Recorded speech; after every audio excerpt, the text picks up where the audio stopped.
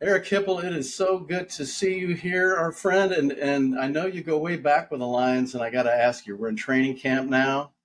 What do you think the chances of the Detroit Lions this year? Well, training camp's usually a little early to start measuring up until you see how they perform. But I will say this: the mood, the coaching staff, the fact that we didn't lose any coaches, in the offseason to other teams, it's awesome. They all wanted to stay. That means that's a really good sign. But coming into camp, they just started camp, and coming into it, I think our draft, I think we really helped ourselves out in the secondary, and that means that it's going to give our defense a great opportunity to put more pressure on, and as long as we can cover guys up. So I think our chances are great. That's good, Eric. But the more important question is, will the Dallas Cowboys win the Super Bowl? Only to you, and maybe I was at the Dallas Lions game last year in Dallas, sitting in a suite with 20 Dallas Cowboy fans, and my wife and I had my jersey on, so, and it was a great game. But I like the Cowboys, just not as much as I like the Lions. Well, to quote Dak, what does he say? He says, here we go. Here we go. Welcome aboard Lifelines with David and John, your guide to charting the transformative course of crisis intervention and the game-changing 988 Lifeline. Hey there for all of you. Welcome back to Lifelines, the 988 podcast with David and John, where every call is a chance for a fresh start. And Eric, every week we come straight from the heart of Atlanta. This program is sponsored by Behavioral Health Link, founded in Georgia. And we're rippling out across the nation. We're diving deep into the heartbeat of crisis intervention every week. We're unpacking the rich history and the electrifying future of 988. I'm David Covington. I'm here alongside my partner, Brooklyn, Dr. John Draper.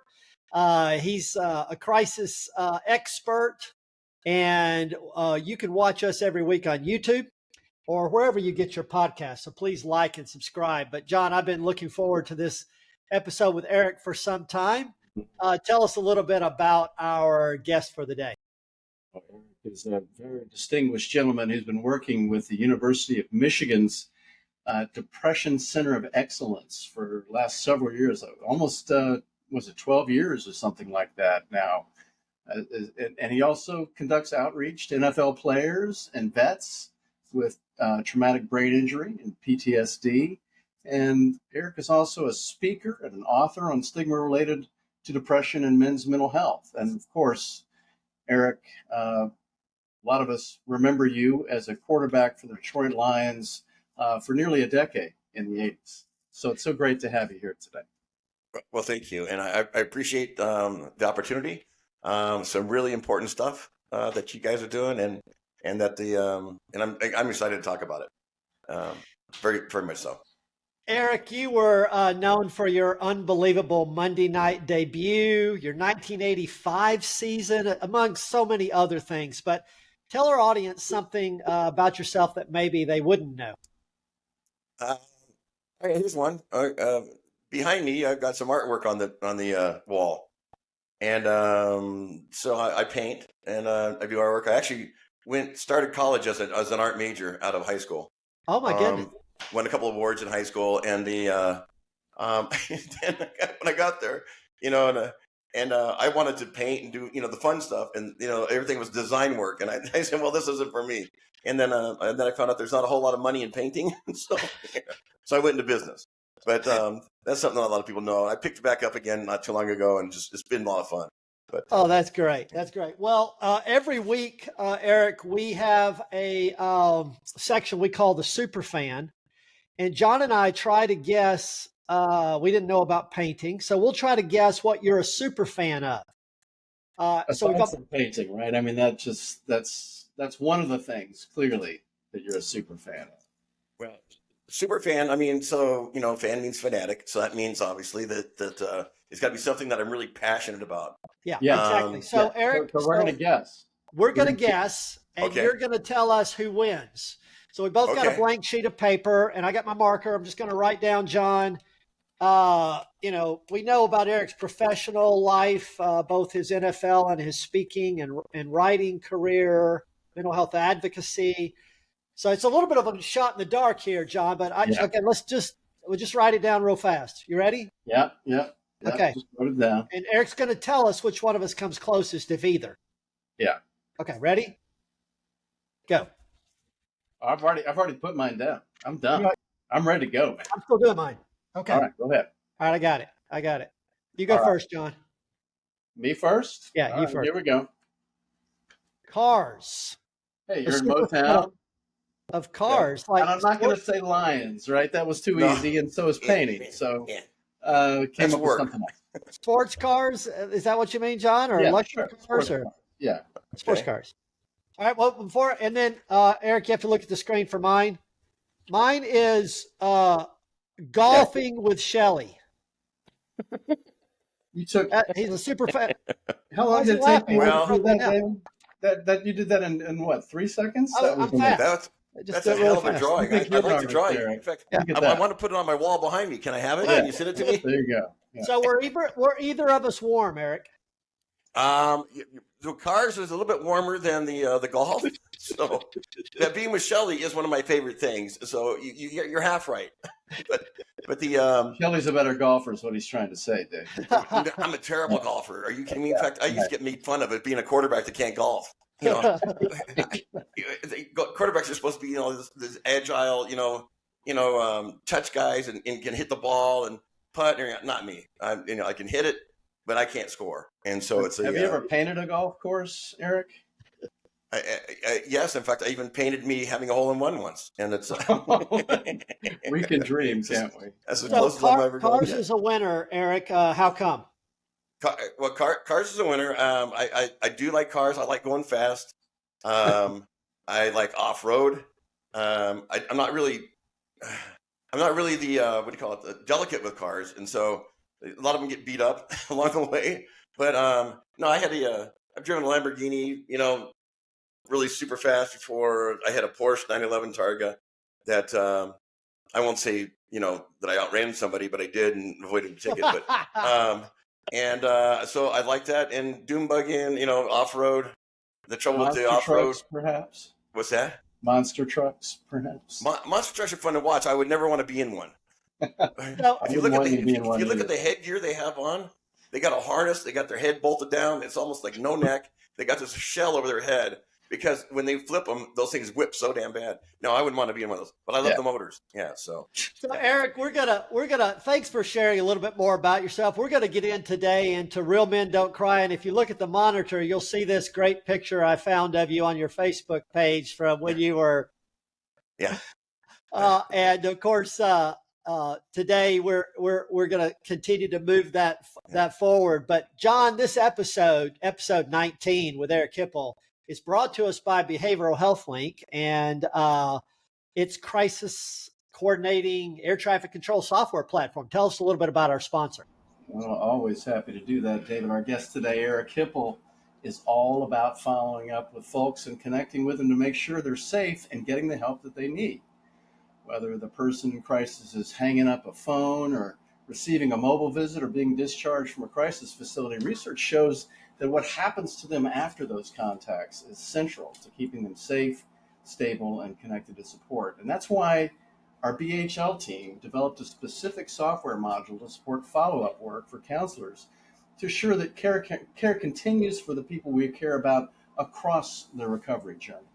The BHL follow-up module helps the counselor to obtain consent from the person in need to schedule and assign their follow-up contacts through whatever medium the person chooses to receive their follow-up support. The module is fully informed by evidence-based practices shown to keep people safe and coordinate their care until they're connected or stable in the community.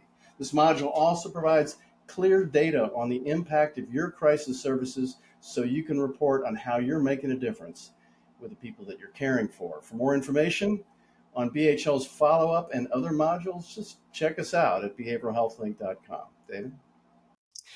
Eric, we start every week with good news, and there's a tremendous amount of great stuff going on in the 988 and crisis space, as you know, over the last few years. Today, we want to feature the upcoming launch of the Prince George's County Crisis, what they're calling the Dire Crisis Center. DYER. And yesterday I had the privilege to be part of the ribbon cutting in just outside of DC, about 30 minutes outside of DC. And Dr. Belina Shaw, who's on the screen, was there. She is currently one of the leaders at SAMHSA with the federal government, with the Center for Mental Health Services. But she was the one who, John, responded to the grant opportunity through the unique funding mechanism they have in Maryland around hospitals. And essentially, the way the hospital director described it is that normally systems in the US talk about diverting people from hospitals, but they pay like a hotel. You pay if there's someone has a head in the bed. And Maryland has a really unique system, and they began to partner together on addressing the hundreds of people stuck in hospital emergency departments.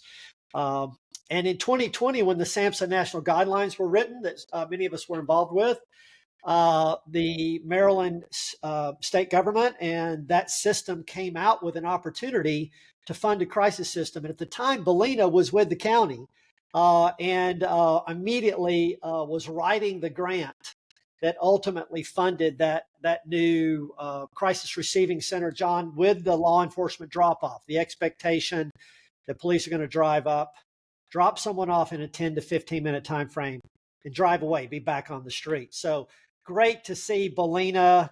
And this is Carlos Mackel, who is one of the state folks who's been driving getting this program to fruition. These programs take time to launch, John, but once they're prepared, then the impact they can make can go on and on.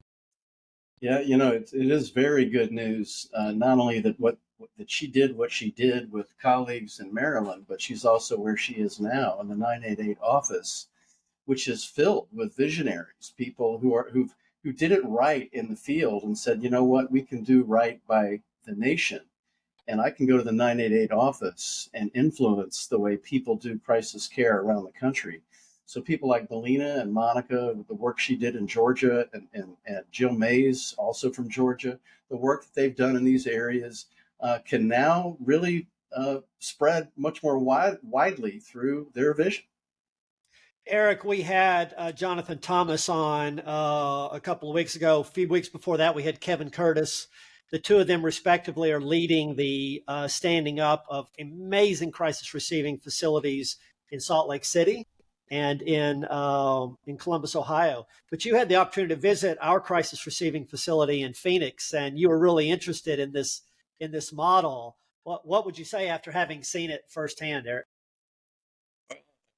I will say, I was overwhelmed at the amount of work, time, energy, coordination, logistics of putting that whole thing together. It was just phenomenal. When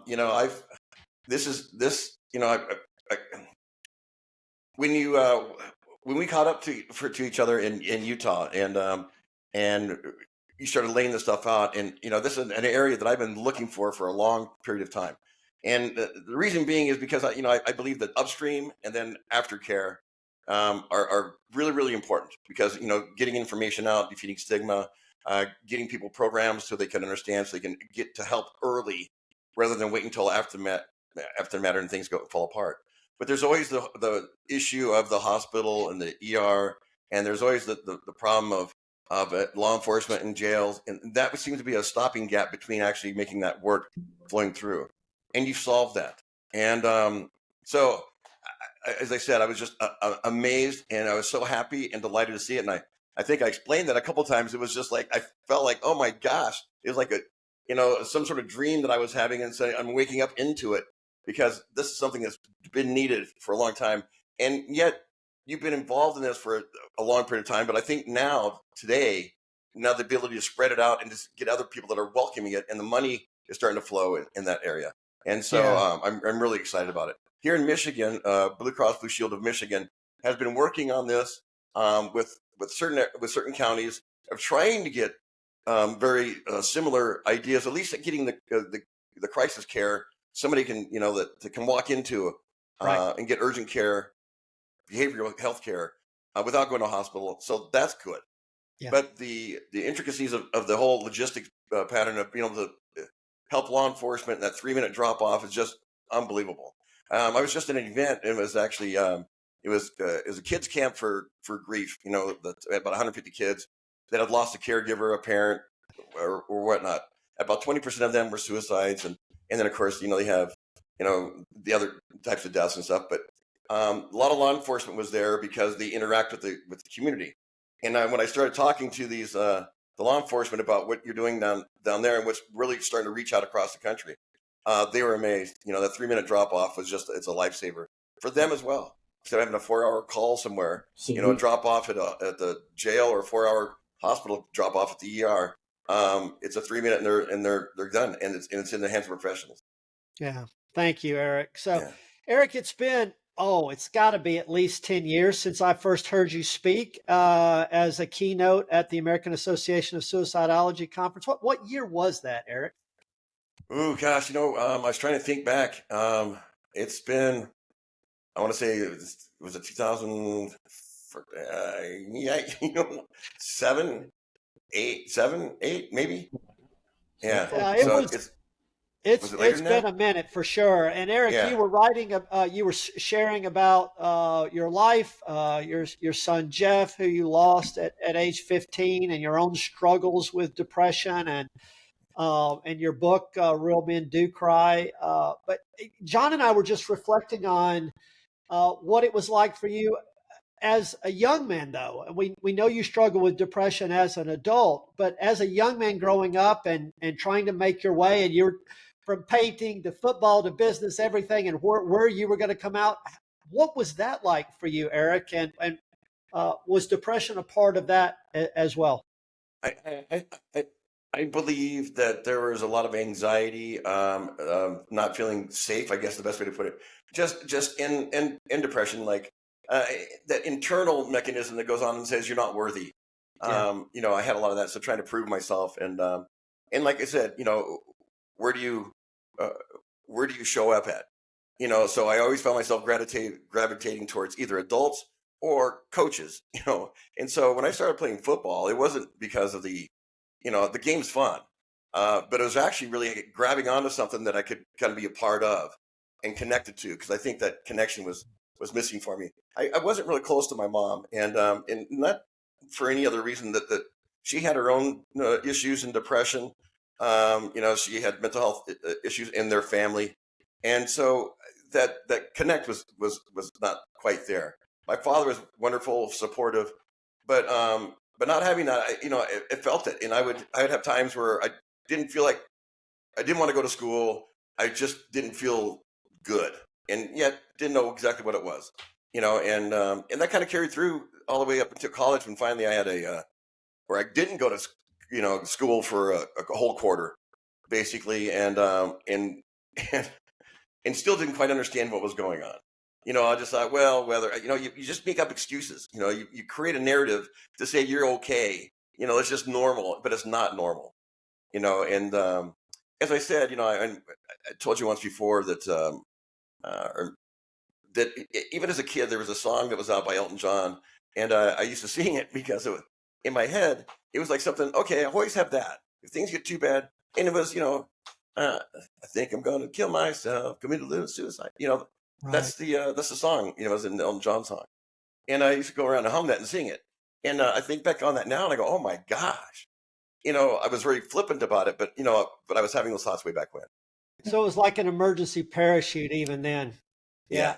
And football ended up becoming a family to you, Eric. It did. In fact, as I said, I think there's you could go different ways, and including substance use, including, a bunch of bad behavior, getting wild, ignoring, not caring. I mean, all that stuff. But with a coach, there was always an important person in my life that offered more. If you do this, there's a consequence to this. You'll win. Right. Okay. And not like that, when you win, the team wins, and you're part of that team. Yeah. And so there was that togetherness, I think, that really pulled me through. Well, Eric, that reminds me of, in 2011, 2012. It was that year. There were 3 recently retired football players, the last of which, and that 3 was Junior Seau, that shot themselves, killed themselves. Yeah.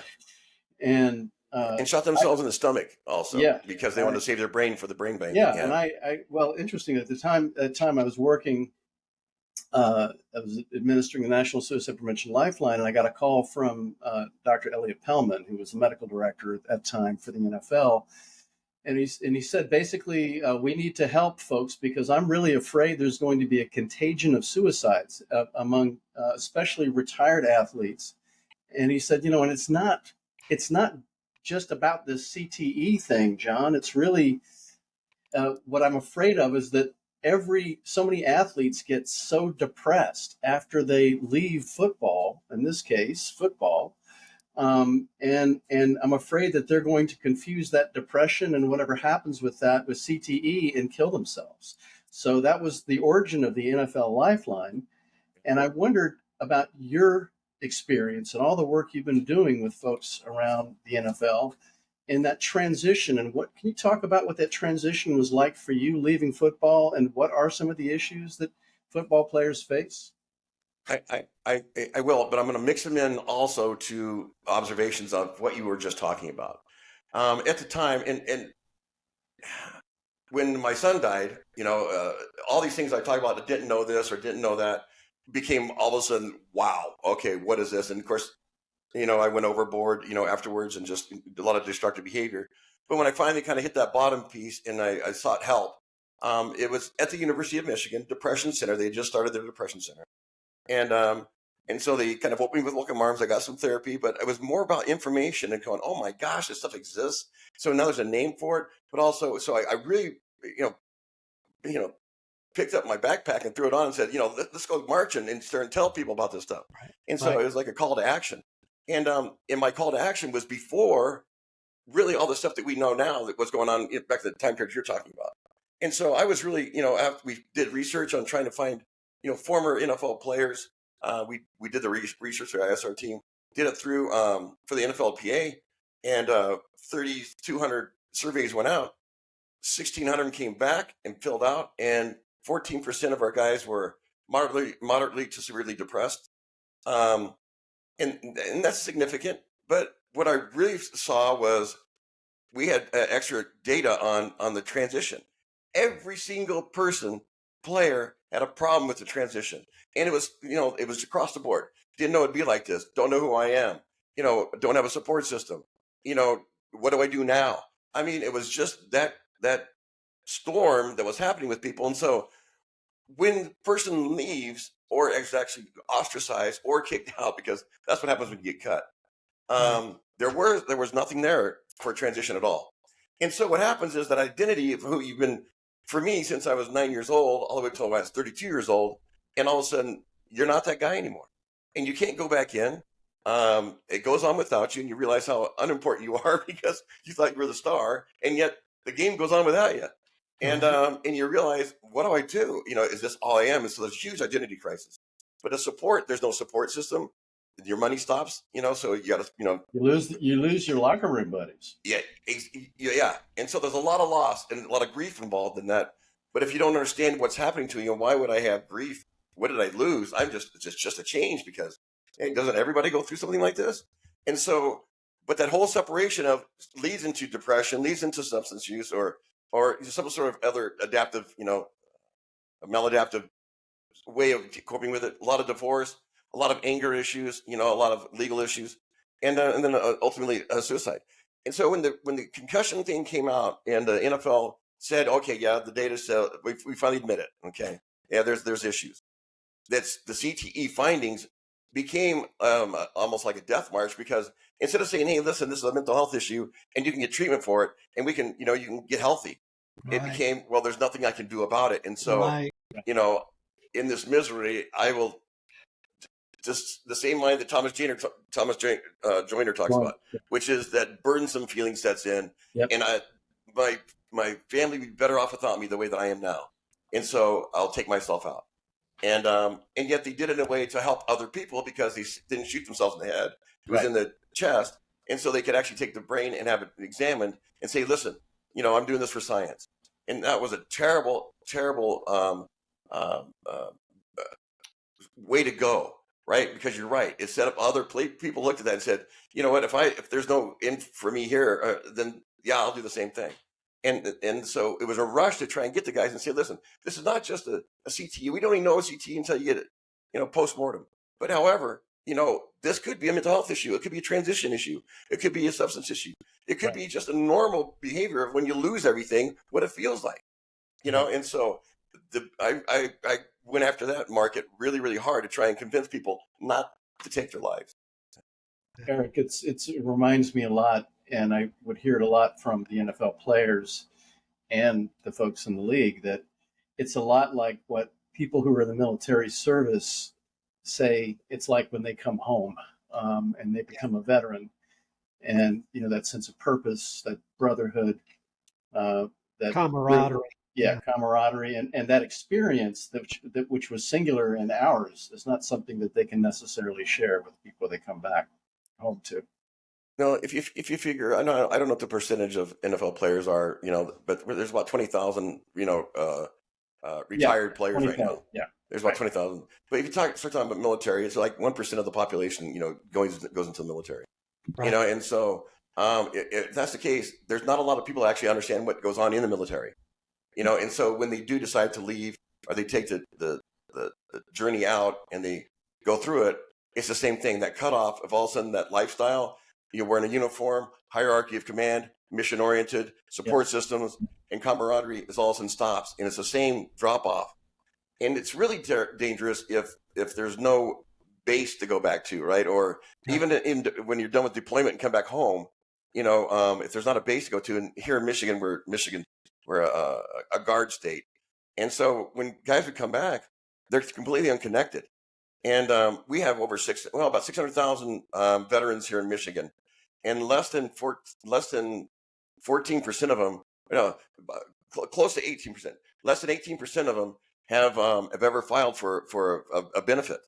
Yeah. Just because of the rejection, don't know who to turn to. There's nobody to catch them, and so a lot of them suffer in silence, and some of them suffer not in silence, and it's not good. It's not good, but it's very similar. That's supercharged purpose and meaning, Eric, in the context of these amazing connections. It's military, it's NFL, but it's a lot of men in business when they retire as well, John. So this is a lot of people that this experience happens to one or more times in our lives. And Eric, so great that you have had the courage and to share your vulnerability and get out there and write and speak and talk about these issues. You do outreach with these populations. These are the people you reach out to. Well, I will say I was very fortunate, because when the University of Michigan hired me as an outreach coordinator, I guess is what your title was. Outreach. Okay, so what does that mean? And so when I asked them the first day I showed up on the job, I said, "Okay, so what's my responsibilities? What do I do?" He says, "I don't know. You tell me. You're the outreach coordinator." So I said, "Oh, okay." So that's awesome. So what I gave me free reign to go after these populations, particularly men, because men, are fix it. We don't do a lot of talking. We don't do a lot of therapy.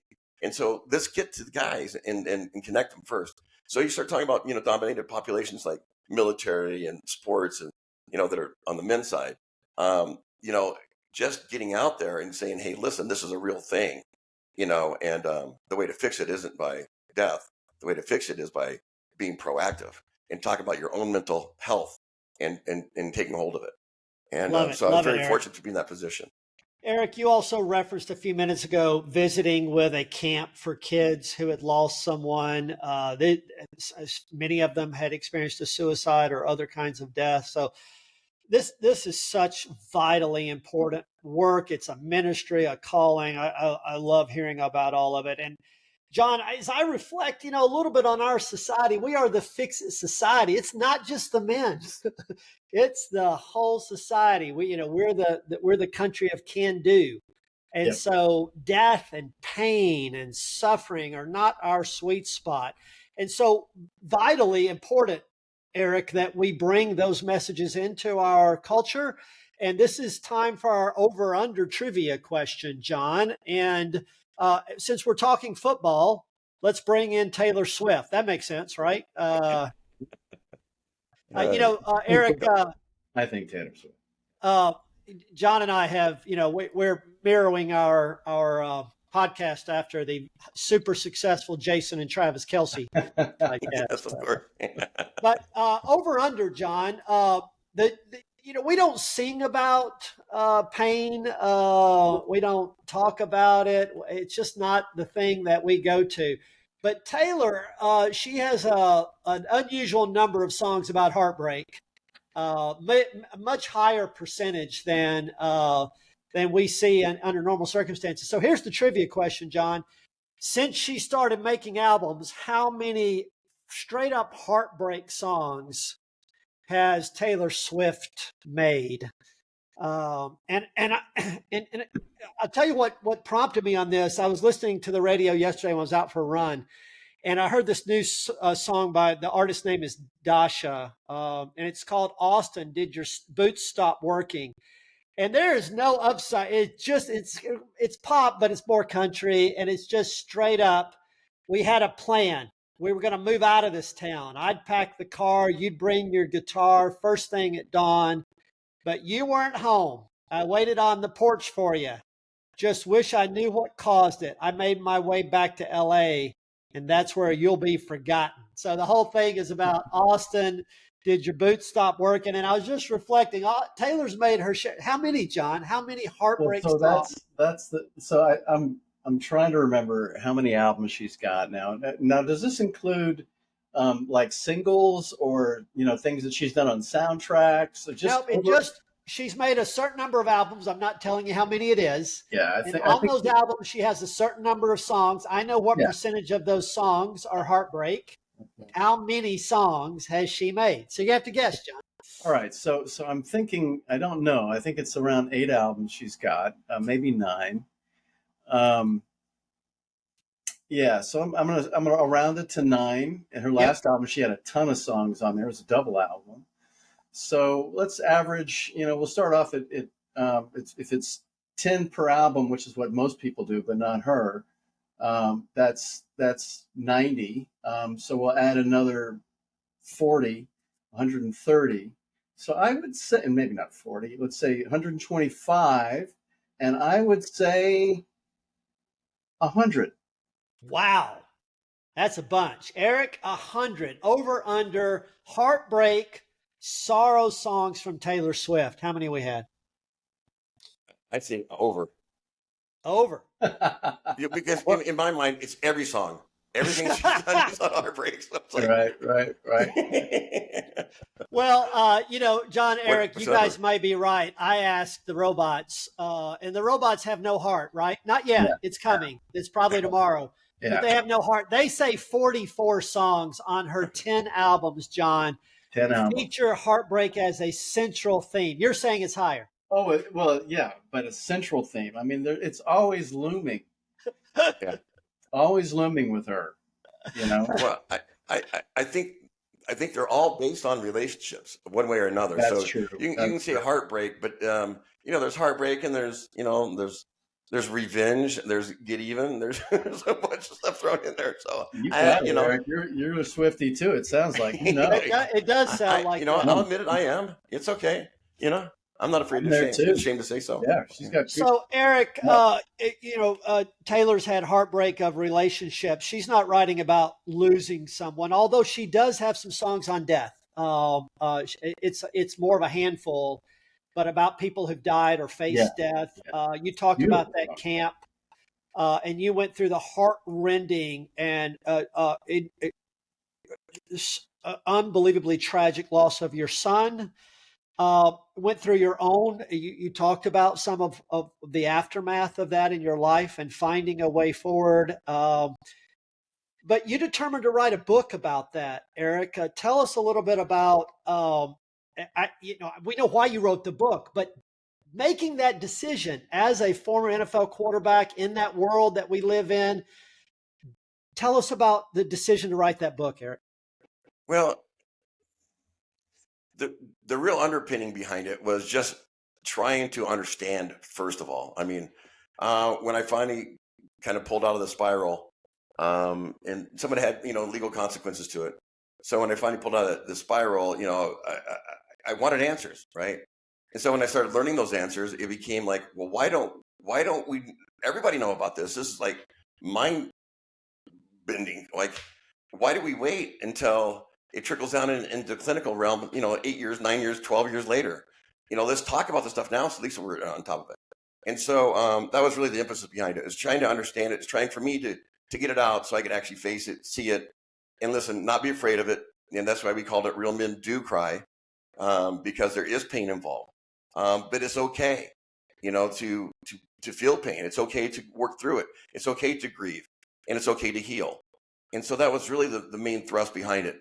And the deciding to what to put in and what not to put in it was a little bit of difficulty with my wife, Right. because she didn't want everything out there in the open. We're trying to be somewhat private, but for this, I just couldn't do that. Right. This has to be told. It has to get out. We have to learn from it, and so others can learn from it. So it's not meaningless death. Who was the first person that said, was that you, Eric, or someone else who said you should write a book about this?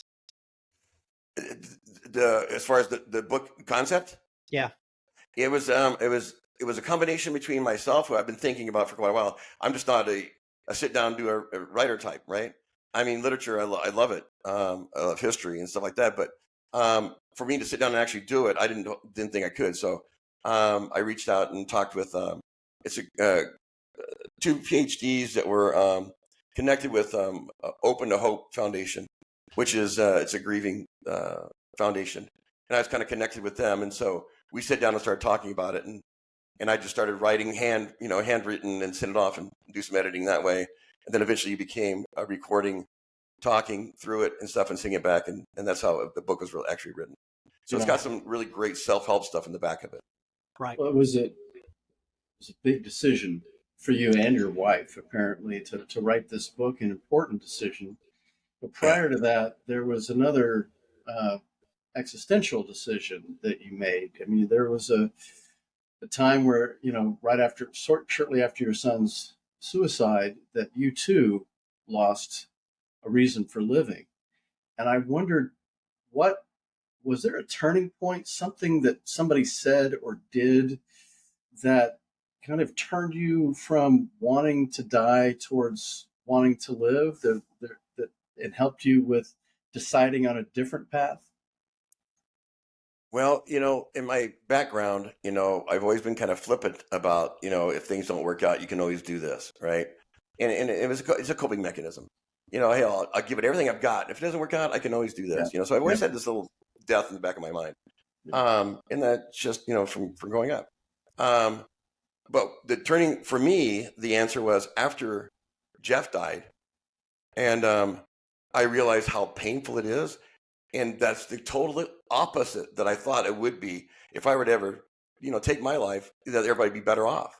Right. And I realize now that, or after he died, that is far from the truth. It is so painful. All you do is leave pain behind, and leave the, for everybody else to try and figure it out. And that's just not fair. It's not, there's no fairness to it.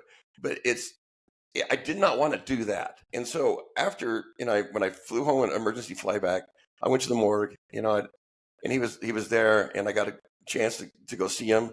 And I'm not going to be graphic, but it was a terrible sight. The weapon he used was a terrible sight. And I remember just standing there looking at his lifeless body and thinking, oh my gosh, yes, I would normally in my mind I would want to die right now, but I know the consequences is just creating pain, and I cannot do that. And so I made myself, figure it out, and when I did kind of go off the rails, I finally figured it out and said, I do not want that as a legacy for him or for myself. I want answers. And that was the driving force. So multiple points of trauma, Eric, that you went through. It strikes me a little bit reminiscent of Heidi Bryan's story, John. Heidi was, she had a backup plan to her backup plan, and she had a date that she was going to end her life on. And her brother ended his life before she did. And it was the same thing. She was just the waves of pain that she went through from his loss was what set her on the path that she ultimately became one of the pioneers in the space. She absolutely, and to the point of I would never want to put my family through that, even though she too, like you, Eric, considered it. And then when you lost somebody, and she lost somebody, but you also had to find a reason to live, not just a reason not to die. And so you found meaning, you found a purpose.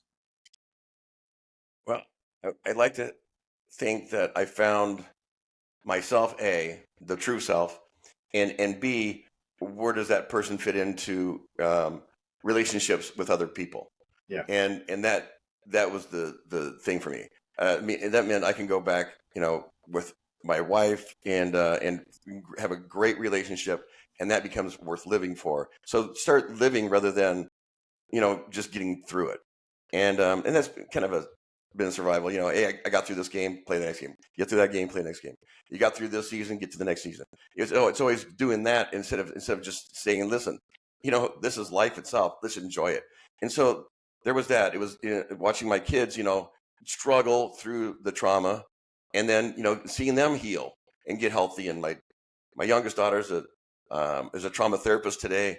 My other daughter's got my middle daughter's got 3 wonderful kids. They're here today, in fact. So and a wonderful husband, and then my oldest daughter is in Utah, and we just got back from there about a week ago, and has got three great kids and a husband as well, and just doing super. So this is where all that Taylor Swift songs come from, right? I mean, you got all those girls in the family. You got to listen to Taylor Swift. So, Eric, you were referencing the same skills of being a quarterback. Let's lighten it for a moment and do a little bit of interaction about the challenges of being a quarterback. Tell us which of these challenges, Eric, are the real deal, the biggest ones, not so much. What was the challenge for you? Okay, we're going to revisit that. Okay. Reading defenses. Eric, this is one of the top challenges, or was easy for you? It was a challenge. And really brief, because coming up in high school, I was a 3A. All the top quarterbacks went to the Catholic schools. So anyway, so I never really read defenses. I was a rollout quarterback, and I ran a lot. And so when I got into college, we were still a rollout type offense, and so I never really did drop back. Right, I didn't actually start reading normal defenses until I got into the pros. I was reading defenses. Yes, you read them, but as far as from a pro point of view, all the things they can do, where they can double team, where they can play in and out, where they can play, cover 2, cover 1, cover 3, cover 5, what does it look like? What is the responsibilities? So it was a challenge for me. Once I learned it, though, it became a huge asset because it takes the fear out of the game. Eric, I grew up in Tennessee. Is Peyton Manning a freak of nature when it comes to reading defenses, or is that all a show? What's the truth there? I'll put a check in both boxes. so it is. He's really good at it, but he has command because they allowed him to have command, right? Right. So he had command over the offense, and so he would stay with things that were comfortable to him. So you can call 2 plays in the huddle, and I can go up to the line of scrimmage and decide which one I want to use. Right. So all that Omaha, and all that kind of stuff like that is all just choosing which play to use. Right? Do we go the strong side, weak side, right side, left side? And so there's a lot of flexibility in that. What about leadership and team dynamics? How big a challenge is that, Eric? That wasn't a big challenge for me. I like to participate, and so that means for me, leadership is about doing and being, and setting an example. And so in football, getting hit is part of the game. And so when I got knocked down, I got back up. You know what I mean? So I want to be that example. You play with pain, you play with that. But more than anything, I wouldn't ask. I never yelled at another player unless they didn't do their homework. Right. If they dropped the ball, you dropped the ball. If they missed a block, they missed a block.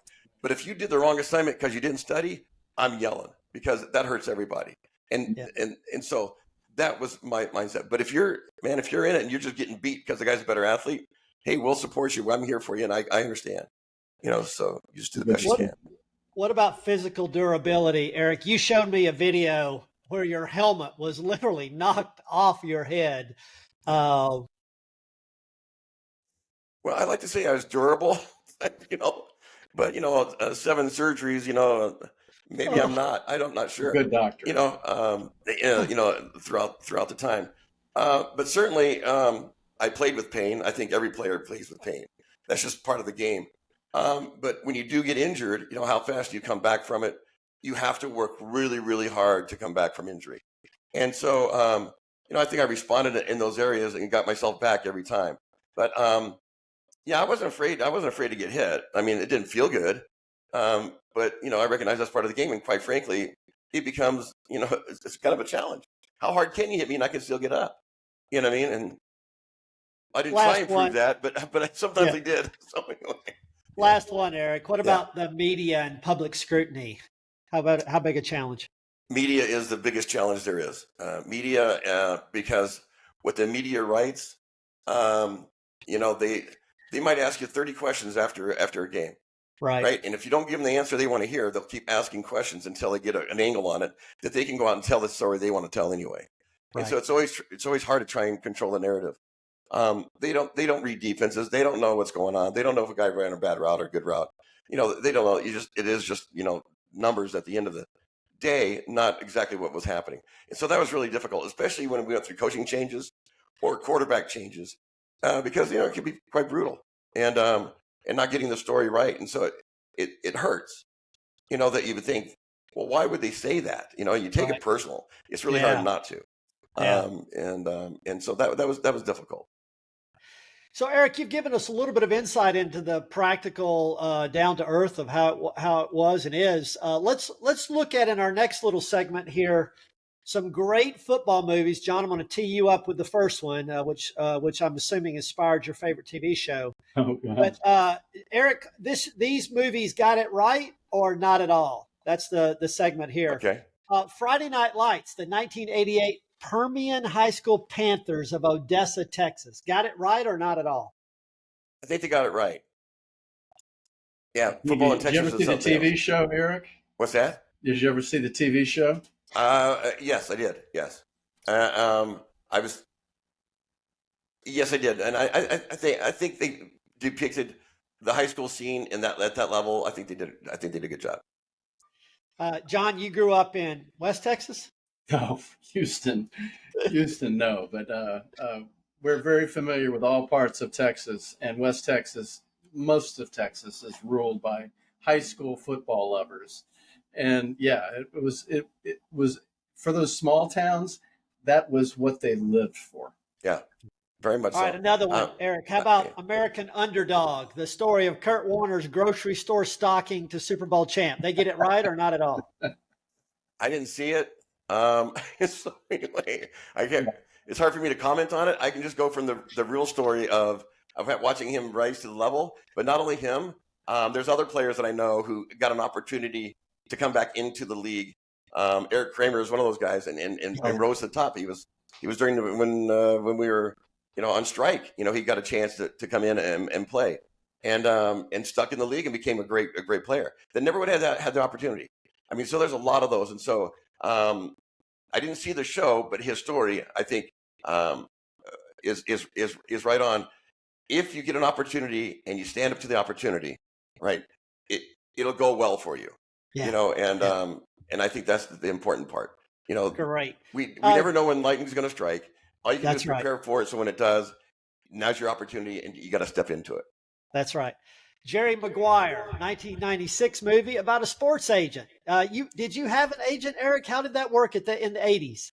Oddly enough, my agent was who that movie was made after, which was Lee Steinberg.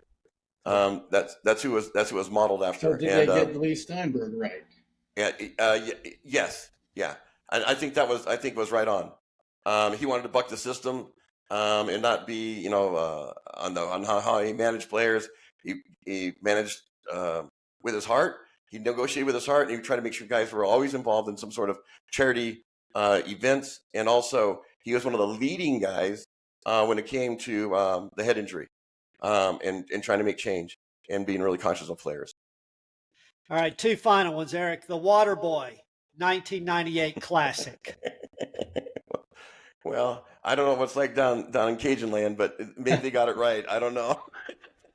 Dude, and I think my it was a little last, far-fetched. I don't really, yeah, that's my so, last one. Did you ever watch the TV show 1989 to 1997 Coach with the oh yeah, fictional Screaming Eagles? I watch that all the time. What'd you think yeah. of that, Eric?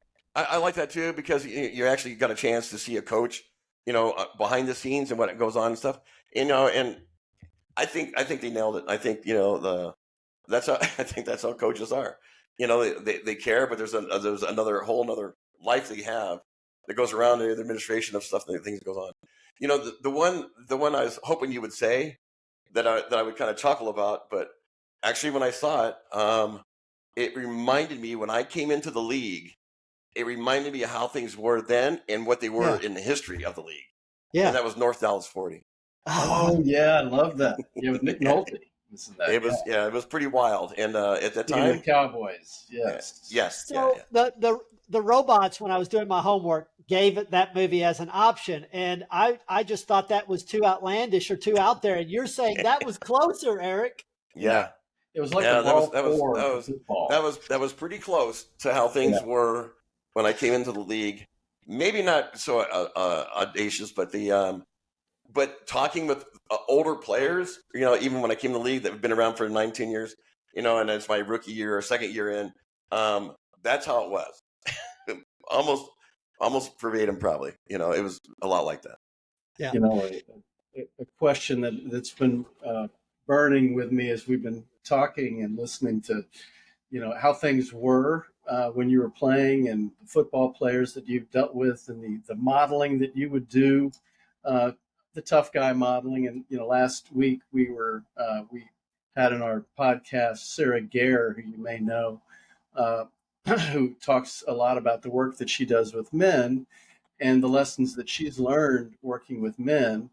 And you've learned a lot of lessons as a man. And I'm wondering, as a modeling guy for other men, as you've been working with them, what are some lessons that you're teaching them? And what lessons could you teach us about how do we talk with men and get them to open up? How do we get them to seek help? And how do we perhaps prevent their suicide? I think the main message that I would present to men is to be a whole person. Okay, and that means you have to understand, the emotional side of you, because it actually is so it drives us. It also helps us, it stimulates ideas and decision making. And if we aren't aware of it, and we just try and be that stoic, that's great. You can get through that way. You're not really feeling a lot. You're pushing through and mind through. And there's always a time when when you need to do that. Right. But if that's all I do, I will be suppressing, emotions, and they're gonna pop up at the wrong time. At some point in time in your life when things are crucial, all these emotions are going to pop up, and you're not going to be prepared for it, and you'll be overwhelmed. And so going through it, the only way we learn, resilience is through adversity. Resilience is learned. It's not something that, hey, I've just got it. There's some people might be better at it or not, but it's a learned process. And I think we all need to learn on how to do that and do it in a way that we're communicating. And so for family, for community and whatnot, then it's a wholeness, not just a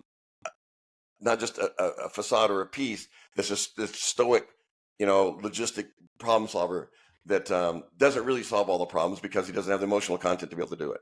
So Yeah. I'd like to see that. Eric, you called it mental fitness in your book? Yes. Yeah. There was a Navy psychologist, Bryce Lefevre. Dr. Lefevre was his name when I was traveling with the Navy.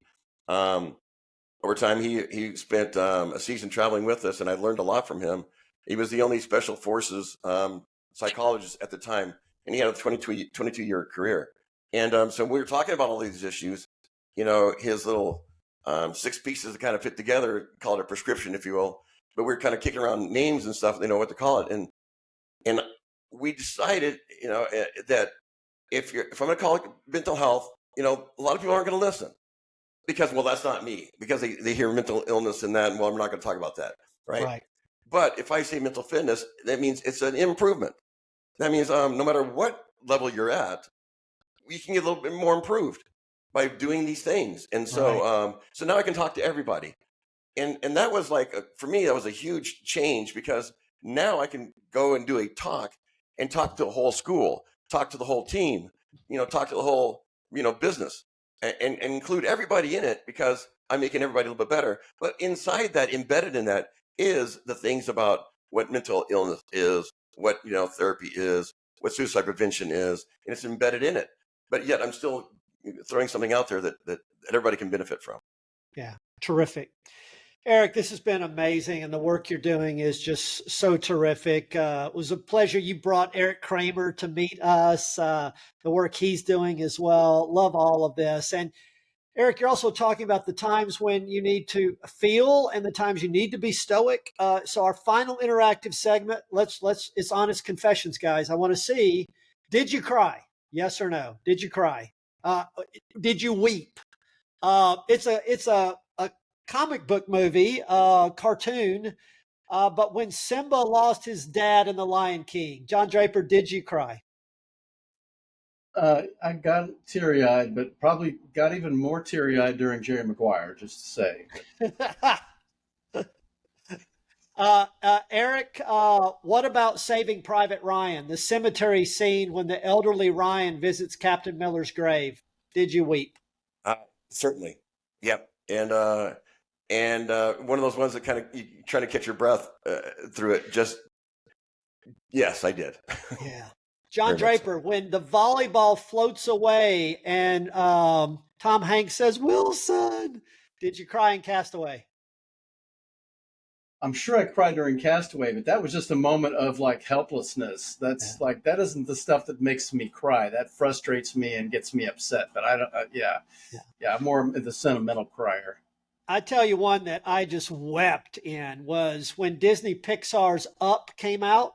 Yeah. There's like an 8-minute montage at the beginning that sets the stage, and it's the life that Carl had with his wife. Yeah. And of course, the movie's about fulfilling his promise, but that little video about his wife, I just wept on that. Okay, Titanic, Eric, you wept when Jack sacrificed himself for Rose, or you're just saying, what is going on here? Why is he not getting on the door? It was a mixed emotion because there was, I could see myself in his position. Yeah. And so it was a powerful moment because I realized what's going to happen, right? And yet what could have been had it not, right? So their life together, and I cried at the end as well when it showed her life, what she went on and did without him. Yeah. So John, this may be the one I've cried the most. So, Look, you're crying now, Eric. Yeah, I did.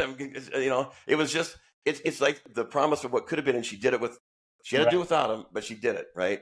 And it's just that longing. I think that's where it gets me a lot of times. Is that longing for having it work out. Yeah. That's the heart of grief, right there, though, right? Yeah, the heart of it. Yeah. This one is a little bit more into fear as well. But Toy Story 3, John Draper, when the toys are holding hands as they face what seems to be their inevitable demise in the incinerator. Yeah, I think I got teary-eyed for that. I don't think I wept, but I got teary-eyed. I was, mostly looking out at my daughter's reaction to make sure that she was okay too. But yeah. Yeah. Last one, Eric. I'm going to hit you while you're down here, Eric. Forrest Gump at Jenny's grave. Oh my gosh. Yeah, for sure. Yeah. There's a lot of moments in that movie that I got emotional just because the evolving storyline. I mean, the way from when he's carrying Bubba, you know what I mean? And after he got shot and God,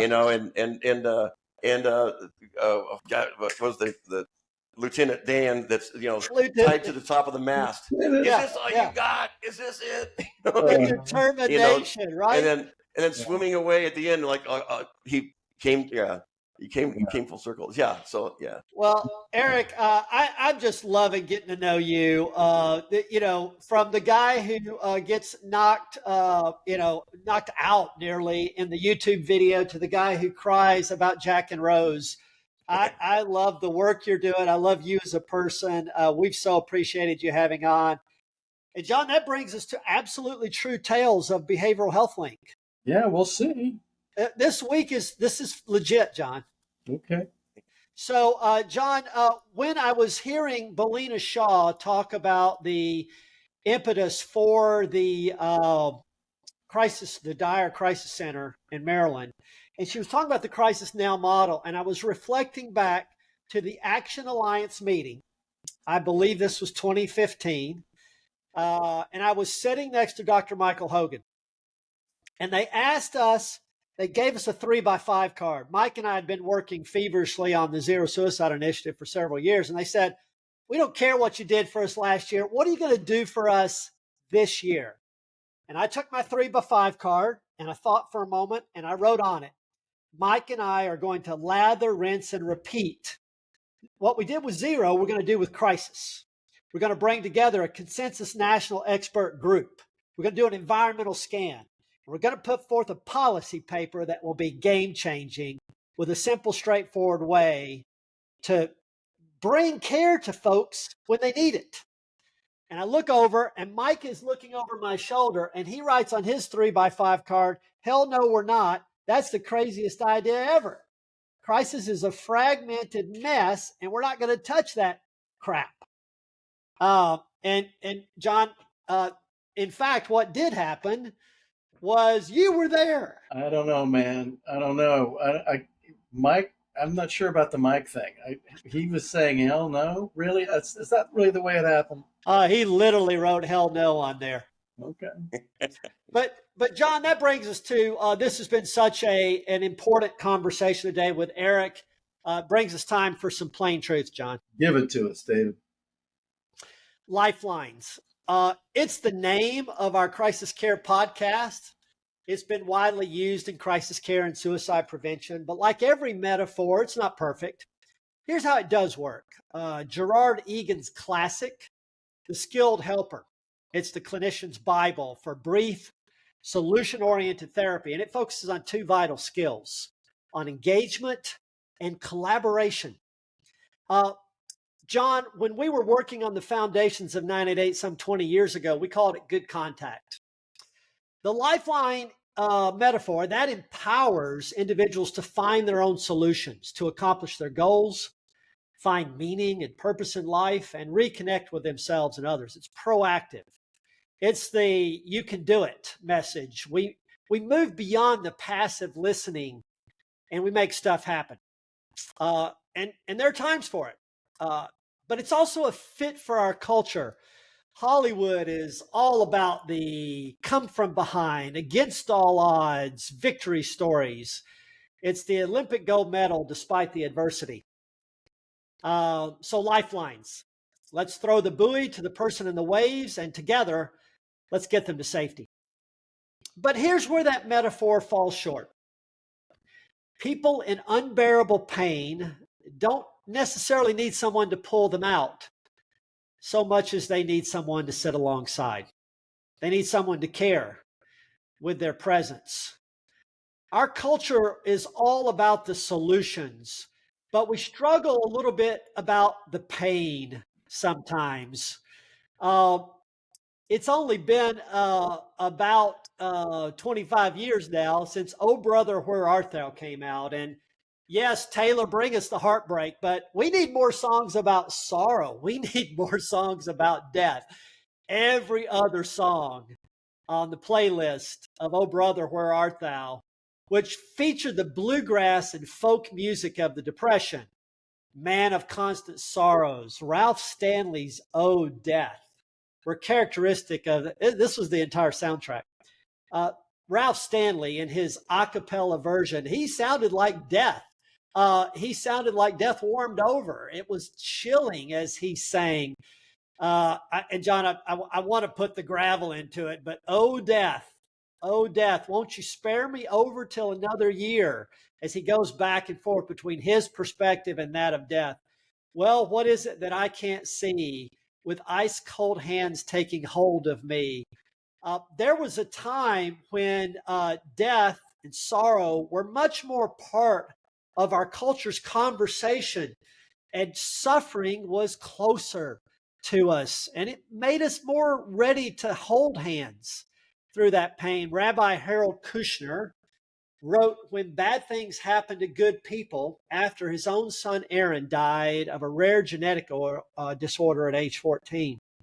He reflected on the psychological experiment in that book of Viktor Frankl, who measured how long someone could hold their feet in icy cold water. They found that the mere presence of another individual meant you could sustain the holding that pain for nearly twice as long as if you were alone.